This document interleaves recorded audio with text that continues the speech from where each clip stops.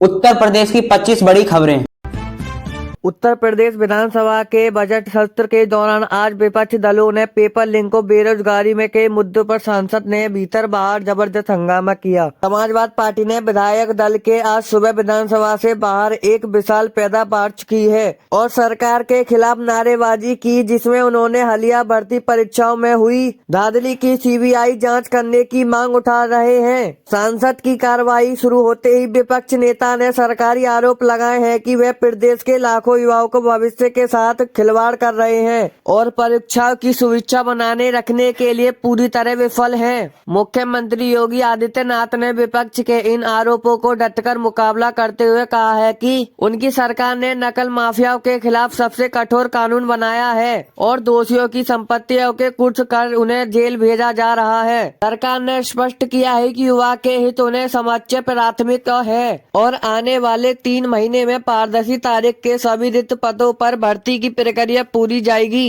संसद में शोर शराबा इतना मच गया है कि अध्यक्ष ने कार्यवाही कई स्थापित करनी पड़ी है, लेकिन सरकार ने अपने संकल्प के दोहराते हुए कहा है कि भ्रष्टाचार पर जीरो टॉलरेंस की नीति पर कायम रहेगी। इस मुद्दे पर राजनीति अब सड़क के लेकर सांसद का गर्म है और आने वाले दिनों में विपक्ष इसे और बड़ा चुनावी मुद्दा बनाने की तैयारी में है। सरकार की ओर से शिक्षा मंत्री ने भरोसा दिलाया है कि नई तकनीकी सख्त निगरानी रखी जाएगी। आगामी परीक्षा को पूरी तरह सुरक्षित बनाया जाएगा ताकि किसी भी छात्र के साथ अन्याय न हो। विपक्ष ने इस आश्रम को नाफाफी बनाते हुए कहा है कि सरकार श्वेत पत्र जारी करने की मांग कर रही है। उत्तर प्रदेश के वित्त मंत्री सुरेश खन्ना ने आज विधानसभा में राज्य का सबसे बड़ा बजट पेश किया है, जो पूरी तरह यूपी को $1 ट्रिलियन इकोनॉमी बनाने का संकल्प आधारित है। इस बजट में बुनियादी ढांचे, स्वास्थ्य और शिक्षा के साथ साथ डिजिटल गवर्नेंस विशेष जोर दिया जा रहा है ताकि राज्य निवेश के नए अवसर पैदा किए जा सकें। सरकार ने अयोध्या, काशी और मथुरा के समग्र विकास के लिए 1000 करोड़ रुपए का अलग से ही कोष आवंटित किया है, जिसमें इस धार्मिक नगरी को अंतर्राष्ट्रीय पर्यटन अब से रूप से ही अधिक विस्तार मिलेगा। बजट में युवा के लिए मुख्यमंत्री उद्यमिक विकास योजना की शुरुआत भी की गई है, जिसके तहत अपना स्टार्टअप शुरू करने वाले युवा को बिना ब्याज के श्रेणी तकनीकी सहायता प्रदान की जाएगी।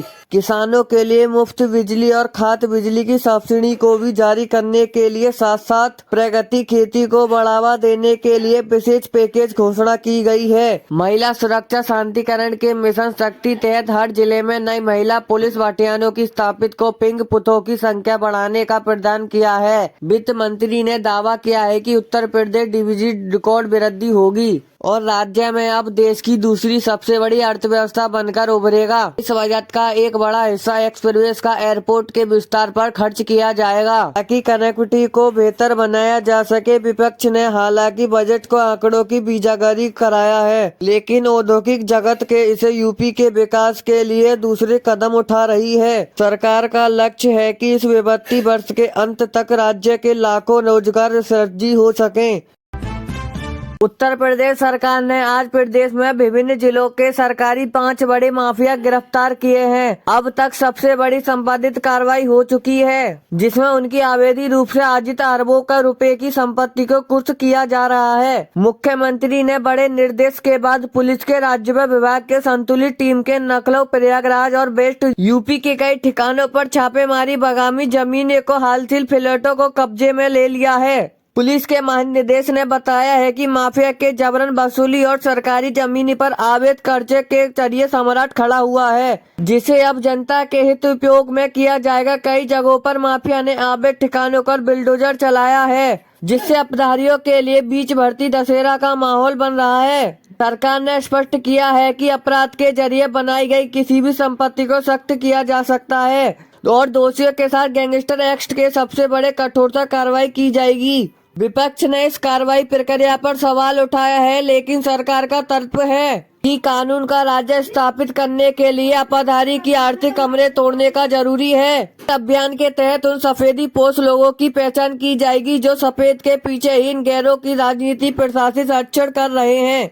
मुख्यमंत्री ने कहा है कि यूपी की अपराधी सड़नशीला नहीं बल्कि औद्योगिक विकास का प्रदेश बन चुका है। यहाँ कानून तोड़ने वाले के लिए जेल एकमात्र जगह। पुलिस एक माफिया के अंतर्राष्ट्रीय संपर्क भी जांच की जा रही है ताकि उनके पूरे सिंडिकेट को जड़ के खत्म किया जा सके।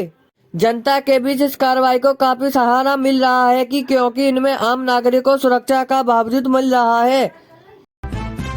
भारतीय जनता पार्टी बीजेपी ने सन 2027 के उत्तर प्रदेश विधानसभा चुनाव को ध्यान में रखते हुए कहा है कि अपने संगठन ढांचे में बड़े बदलाव की तैयारी शुरू कर दी है, जिसका मुख्य केंद्र ओबीसी और अति पिछड़े वर्गों को अपने बाले में बताना है। आज दिल्ली और लखनऊ में हुई पार्टी के शीर्ष नेता ने बैठक में यह भी तय किया गया है कि आने वाले दिनों प्रदेश में सामाजिक न्याय समाज के जरिए पिछड़ी राजनीतिक प्रभावशाली नेताओं को पार्टी की अहम जिम्मेदारी दी जाएगी। बीजेपी की रणनीति उन जातियों तक पहुंचेगी जो अभी सभी तक की राजनीति दल के साथ मजबूती से नहीं जुड़ी हैं और उन्हें विकास की मुख्य धारा में लाने का वादा किया गया है। मुख्यमंत्री और प्रदेश अध्यक्ष ने जिला के स्तर पर कार्यकर्ताओं को निर्देश दिए हैं कि वे केंद्र राज्य के सरकारी योजना के लाभार्थियों की तलीवारी सूचना के कार्य में उसके ही संपर्क सीधा करें। राजनीति जानकारों का मानना है कि विपक्ष ने बीडीए पिछड़ दलित अल्पसंख्यक नारे की काट के रूप में बीजेपी अपनी